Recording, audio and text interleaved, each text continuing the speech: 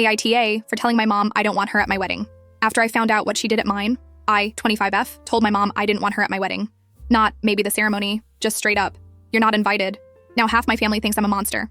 They say she changed, that I'm punishing her for something she did out of love. But they don't know what happened at my first wedding. I was 22, fresh out of college, about to marry a man I loved. My mom didn't approve, said he was immature, unstable. I thought she was just controlling. He proposed in July. We set the date for March. But the morning of the wedding, everything fell apart. I was getting my makeup done when my maid of honor walked in, pale. He's gone. He left his suit, turned off his phone, took his passport, and vanished. Guests were arriving. My dad paced, and my mom, calm, sipping tea. I begged her to call him. She said, he won't pick up. You know that. When I asked how she knew, she looked me dead in the eyes. Because I gave him what he needed to make the right choice. I didn't push. I was too shattered.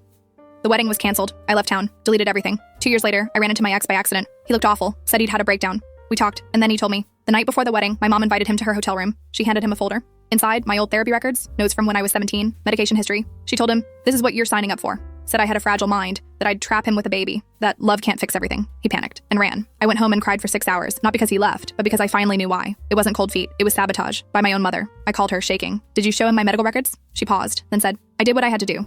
Like she'd just thrown out expired milk. I asked why.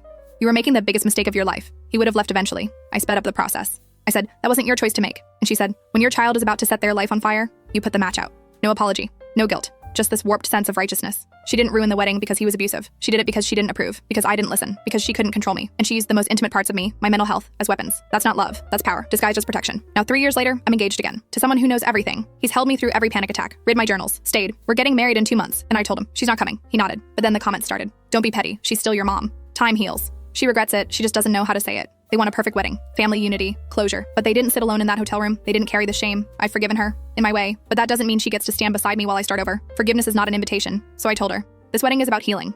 You don't get to be part of it. Now I'm asking AITA for protecting my peace, even if it means pushing her out. Because for the first time in my life, I don't want to feel like a daughter. I just want to feel safe.